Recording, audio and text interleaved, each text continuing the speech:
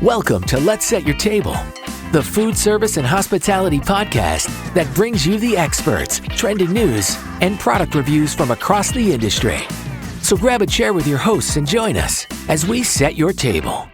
In this episode, Jack Hode and I caught up with our good friend Eric Fialkoff, the Smile Distribution Manager at Specialty Box and Packaging and home of Custom Takeout Bags.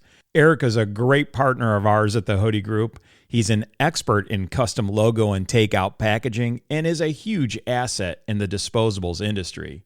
Listen in as they've pivoted over 60 plus years to become your packaging point guard and a one-stop shop for custom packaging for restaurant, carry-out, takeout programs, and retail business as well. I would say, for an owner-operator, I don't think the question is whether or not you brand, it's where you start your branding. Because there is an expense to branding. And so you have to decide, what am I going to brand? Am I going to brand my bags? Am I going to brand my cups? Am I going to brand my napkins? What is the most important piece to brand? So if you've ever thought about why custom logoing is so important, or why you should spend money on branding your business, your concept or theme, then tune into this episode because it's all right here on the table. Welcome all to yet another episode of Let's Set Your Table. I'm John D, and I'm joined today with my co-host, Jack Hode. So glad to have you, Jack, on another episode with us right here at the table. What is new and what is happening in your world, Jack? Jack is excited to be here to speak with one of our really cool suppliers. Besides being smart, he looks like Howie Mandel. Who doesn't like Howie Mandel? I usually get Bruce Willis, actually. Yeah. Well, that's true too. It's very good. Yeah. Well, we're excited that he's here, Jack, and I'm glad you're excited. But before we go any further, we want to thank our sponsors for this episode. This episode of Let's Set Your Table is brought to you by the Hode Group Chicago Showroom. The Hode Group offers professional broker services in the food service and hospitality industry with over 40 years experience. The Hode Group's product showroom boasts over 4,000 square feet of some of the best product lines in the industry. So if you're interested in scheduling a free in-person or virtual appointment with a product specialist, please visit hodegroupshowroom.com. That's HODE groupshowroom.com. So stopping by today and joining Jack and I at the table is a good friend of ours, Eric Fialkoff, the Smile Distribution Manager for Specialty Box and Packaging and the home of Custom Takeout Bags. Eric is a great partner of ours here at the Hode Group. He's an expert in logo takeout packaging and has been a great asset for us in the packaging and disposal industry. Welcome, Eric, to the table, finally. Thank you. Let's eat. Oh, yeah. He's quick-witted, isn't he, Jack? He's very good. Very good. So, Eric, please share with us, for those operators listening that may not know, who is Specialty Box and Packaging, and how long have you guys been around, and what are you guys known for in the industry? Specialty Box and Packaging was started by my father and grandfather in 1960. So we've celebrated over 60 years of business. Wow. Yeah. We started as a business that made boxes actually for like laundromats, and we've very much evolved today. We moved to a stage where I used to call us packaging scalpers, where we would buy a whole bunch of packaging, bows, bags, put them in a warehouse, mark them up 100% and sell them again. So we were scalpers of packaging at that point. And then people did that much better. Yeah. Companies did that much better than we do. In fact, today there's companies like Uline and Paper Mart that do it phenomenally. So we can't be packaging scalpers anymore. And so what even the playing field really is custom packaging, because custom packaging is going to be the same. It doesn't matter how big you are, how small you are, because if you're going to print 3,000 pieces of something, it's the same price for the big guys. It's the same price for the small guys. If you're going to print 100,000 pieces of something, it's the same price for the big guys, same price for the small guys. So our focus is branded packaging, and our strongest emphasis in branded packaging is the restaurant industry. Awesome. So Our topical theme today is really about why should I logo or brand my packaging? So we at the Hode Group, Eric, get this question all the time. Why should I spend the money and logo my packaging? My answer, I think, isn't going to be the same as you would get from most people in my industry. I hear a lot of people sell the idea of that your branded packaging, your bag is your walking billboard as people walk out of your place and walk down streets, or it goes from a pickup to a drop off. And honestly, I think the walking billboard piece is a pile of baloney. What I generally answer is this. I might even say to somebody who asked this question, hey, just right off the top of your head, name 3 companies, any 3 companies in any 3 industries. And they'll name 3. They'll say Disney, they'll say Amazon, and I'll say, do they brand? Mm-hmm. And they'll say, well, yeah, of course. And that's the answer. The answer is all successful companies brand themselves. They pay attention to branding. So I would say, for an owner operator, I don't think the question is whether or not you brand, it's where you start your branding. Because there is an expense to branding. And so you have to decide, what am I going to brand? Am I going to brand my bags? Am I going to brand my cups? Am I going to brand my napkins? What is the most important piece to brand? Well, I got to tell you, growing up in my house, there was a company that did an amazing branding job. And in my house, when you needed a tissue, you didn't call it a tissue, you called it a Kleenex. Right. And it was always, hey, grab me a Kleenex. And I'm sure that you can use the soup analogy. There was no other soup other than Campbell's. And that was, I think, very successful branding types of campaigns that these companies really changed. I think the actual buying habits of individuals because of their branding and their advertising, they did so well. Eric, when you're talking about branding, you're going to give us what you need. I know that's going to be part of it. When you answer, tell me how simplicity plays into the branding. What you think about a simple branding message versus having to read a library on a cup. Okay. Oh, that's a really, really good question. Maybe you just share the same answer with me. I generally steer people away from heavy text on any sort of branding. And people who are just stepping into branding often want to say everything on everything. And I tell them, people don't read. It's just true. People don't read your packaging. So you need to focus on what they're going to see immediately. And I'm pointing to my bald head right now. When you're doing your branding, you're not trying to get into my bald head. You're trying to get into my heart. So you want to make me feel. You want to shock me, perhaps. You want to surprise me. You want to make my eyes get big.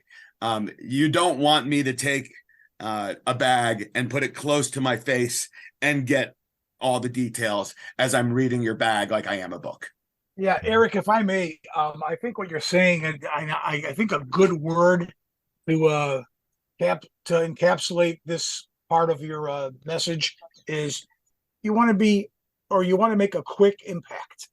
Yes. Right? Easy, quick impact. Yeah, impactful. Yep. And by the way, there's a both and.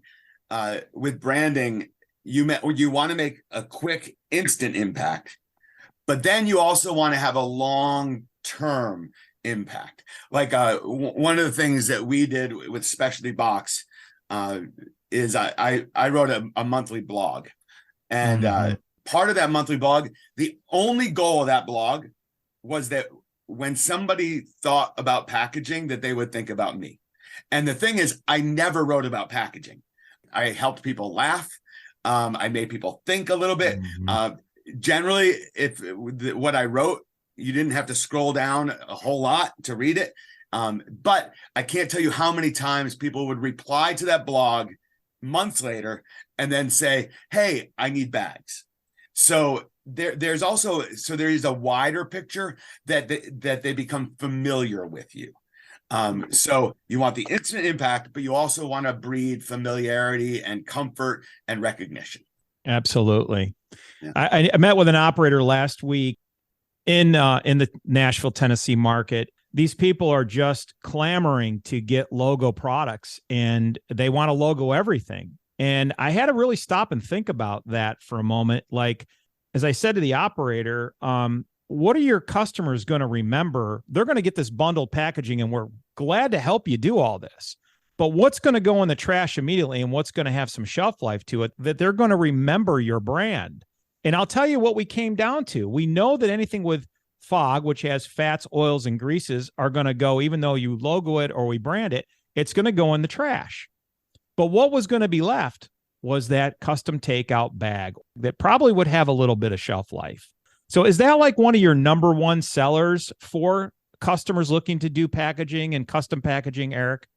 Yeah, but I'd probably push back a little bit on the oil and grease piece as well. Mm-hmm. And here's why. And by the way, this is a new truth. People take pictures of their food all the time now. And so your food service tissue, for example, is an enormous branding opportunity, because people like, and I don't do this, by the way, I giggle when I see people taking pictures of their food, but it happens all the time. They take pictures of their food, they post it, they share it with everybody, and that's free branding, and it's happening. Like, it is a real thing. That's cool. Just Very cool. Yeah, just organically, you're getting branding power by having the right branded pieces. Absolutely. And social is so big with this. Even with our podcast, I was doing some searching around to see how many legs we're getting out there on the social pages and out on the internet. And just the episodes that we've done so far, it's amazing how many pictures of our logo are already out on the net. And I know these operators are really, obviously, they're in competition to grow their business, grow their ticket sales, wanting to reach people to come in and dine with them or stay with them. And again, it's all about that brand. And if you don't have brand recognition, people are so short-term minded anymore, it's gone. Yeah. If I may, so after listening to Eric talk about the branding and the type, so first I said simple, then I said impactful, and then I think Eric said in his way, lasting. Okay, Lasting. Come back to me. Simple, impactful, lasting. I'm a big guy on making 3 points, 3 bullet points. Each one is one word. Okay, I like the simple, lasting. Simple, impact, lasting. You can do that in 2 to 3 words on a bag. That's so much better. We're trying to be simple, impactful, and we're trying to have you come back to us. Well said, Jack. You don't want to hear our mission statement. You want 3 easy words. And I think today it's all about recurring business. It should be anyway. And that's what the operators should be thinking about, is bringing them back, because the last time I checked, I believe they're a for-profit business. Yeah. And, one of the things we see a lot today as well is this I would encourage, is people putting a QR code Absolutely on their bag, because there you're developing a relationship. You get somebody to go to your website, and then all of a sudden it just opens something up, right? Mm-hmm. So that is something you can definitely do with your branded bags, and should do with your branded bags. Mm-hmm. And before we go any further, Eric, what are the three or 4 or 5 main things that you do custom logoing with? I know you've got a very diverse portfolio, but what are your best sellers, and what are you guys known for? Bags, mm-hmm. paper and plastic, mm-hmm. boxes. That would be, I would think in terms of anything that holds flat and delivers flat. So paper boxes, cups, all over the place. This one will surprise you, but it's new and it's huge. Is apparel. And then lastly, if I have to name a 5th, and it's a big one, and I referenced it already, would be food service tissue. That said, that's not all we do.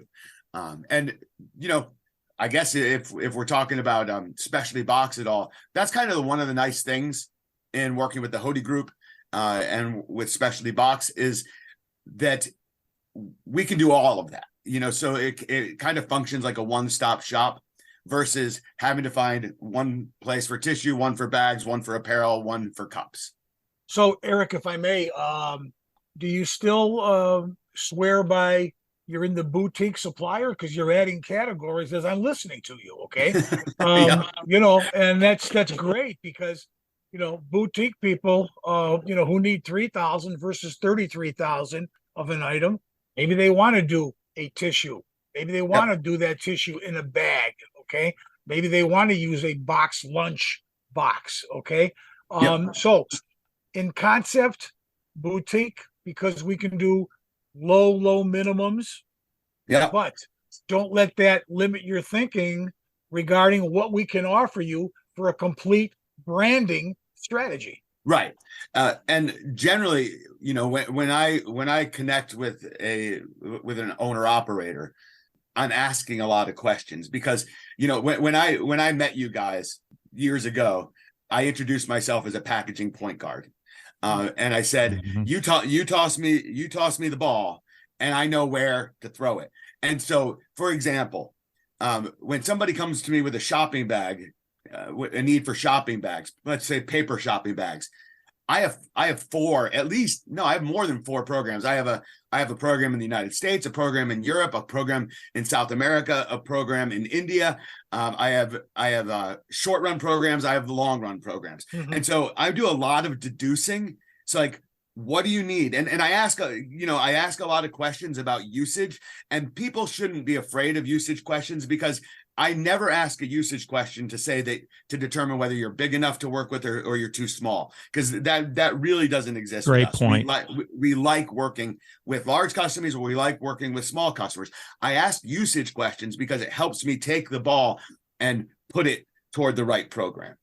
Well, that's part of your engagement. That's how you engage with your customers. Okay. Right. And Eric, I represent, I don't know, I just saw the list the other day, 24 people, 24 companies, something like that. When it comes to engaging with the customer or engaging with the person responsible for putting the program together, like a distributor rep, you are by far and away the best we have to work with. Absolutely. Absolutely. That is really kind. Thank you. And you know what? I'm not known for being kind. Thank you very much. I'm really grateful. I mean, you couldn't say anything more that I want to. That's what I want to hear. Our number one value. We have a number of values at Specialty Box, but our number one value is we cherish others, and the way we say that is we're number two. So we say, our whole team, we say the most important person in my world is the person across from me at any time. So right now, you guys are the most important person in my world. When I'm writing an email, whoever I'm writing to is the most important person in my world at that time. And honestly, I'm not perfect at it. In fact, John and I talked the other day, and I talked to my wife, and I said, I talked to John today, and I didn't feel like I was as present as I should have been. And so, John, you have my. Oh, that's really good. That's really good. Yeah. I realized later in the day, I'm like, I just didn't feel like I was terribly present. I don't know that I was making John the most important person in my world the day we were talking. So it's certainly our value. It's our standard, but we're human too. And we fall short sometimes. And I'll tell you, you can't fake being present with someone or caring. And Eric, ever since we've worked together for the last 5, 6, however long it's been years, you see me rave about you to some of our partners that we work with because your follow-up and your communication is top notch. Thank you. And that's what makes you the best in my book, because there's nothing easy about working with our operators and owners, trying to get them logoing and customization, because it's a very, very time intensive and very detail oriented. Yep. And you hate to sometimes go back to them and keep pushing and pushing and pushing but we need to get them what they need. And I just had a great episode with Amy last week, Amy Howard, one of our senior tabletop specialists in our fabulous Chicago showroom that's coming very, very soon, our new one. And we talked about time, building time into doing these custom things. And time is a privilege, and time is a commodity. But the more time that we have, the better we do. So when we're not working under compressed time frames, we don't get a lot of mistakes. Yeah. My grandfather, as I mentioned before, with my father, started this business. He wouldn't even recognize it today. He'd be like, "What are you doing?" But I quote him frequently because he said to my dad, who said to me, "You never make money on the first order." And because of, and it's truer today in my business, I think, than it was in theirs, because the amount of time and energy that you invest in developing the program, that doesn't get paid back for the first time. And so this business, much like a restaurateur's business, is a residual business. Restaurateurs want people coming back. They don't want just that one visit. And that's us as well. We want to build a branded packaging program. We want to do it the right way, take the time.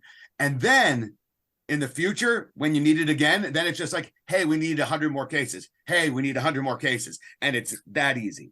Correct. And that's where you start doing, that's where you start making your money. Well, I think that the operator, after working with you for an order and then the repeat order, I think they, like I always ask the operator, are you seeing a difference in your phone ringing for carry-out orders? Are you seeing a difference in specific menu items, because maybe those menu items work better in the bag or the box? Because it's an old country song. If the phone ain't ringing, it's me. And the operator never knows what's going on if the phone's not ringing. And our job is to make sure the phone rings. That's all it's doing. Okay. So, guys, one of the last questions here, because we got to watch our time today. Can you, either Jack or Eric, share any success stories that you've had?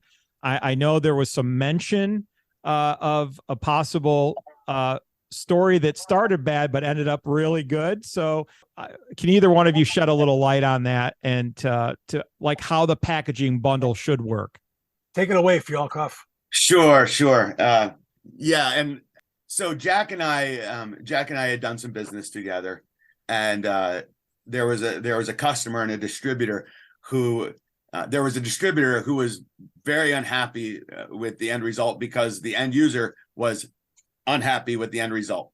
And I tell you, it was kind of ugly. It started ugly because we took the product back, we examined it, the product was just fine. It didn't make sense. And we generally bend over backwards. If somebody says there's something wrong, then we generally trust that that's the truth. But we couldn't go back to our supplier and say something was wrong, because it wasn't. And it led to a clash that looked like there was no way we were ever going to do business together. And I made a suggestion. I said, listen, we haven't done a lot of business together, and I will credit this full order on your next order. And there was some reluctance to doing this, but it ultimately moved forward. And now this customer is really one of my biggest cheerleaders, and a very good friend too. So I think if you just kind of think creatively, and again, engagement, if you engage with people, if you're real with people, if you're honest with people, it's great how you can be real, honest, and still not bend over backwards, I suppose. Stand strong, but be real. And I think that was appreciated. And now we have a booming business with this client. So I agree with that 1,000,000%. Is I don't know, is it 1,000,000% a thing? But anyway, it is now, Jack. Jack, it is now. Yeah, a lot. Eric thought out of the box, and at the same time, the way he thought out of the box, and this was a financial situation, okay? Yeah. And he tied it to the inventory already in front of us that was already printed and delivered, but he turned it into I believe in my product, and I believe in myself so much. In other words, Eric stood up. He stood proud of his product, okay? I always like to make a point of, like, when I quote a product from a top 10 supplier, or even a top 15 supplier of ours, I always let the client know, I am proud to quote you this presentation of our product. Awesome. Okay? I'm proud of the quote. Eric was proud of the business, proud of the quote. I don't think he ever had to say to them, I disagree with what you're saying to me. Okay. He just told them in a way, I'm pretty proud of what we do and who we are. And boy, I think that resonated. Okay. In other words, back to a conversation of 15 minutes ago, Eric never stopped engaging. Okay. Somebody took notice. It was fantastic. Awesome. Eric, real quick as we close, tell us about your sampling policy and how do you feel about how important that is for the operator to make the right decision? It's almost always the starting place. And again, the word engagement keeps coming up. And I'll just tell you, you want to get one of our sample packages because not only are they helpful, they're fun. Which, by the way, that is also one of our values.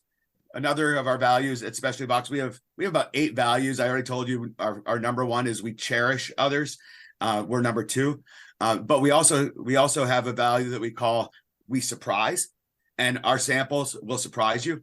And we also have a value that you can't put in a couple words. It's we're that house in the neighborhood where all the kids hang out. And that's awesome. That's another, our sample kits, when you order them, you will kind of get that feel. Right. So we are very much looking to build relationships. That sounds cliche today, but order a sample kit and you will see that we are relationship building.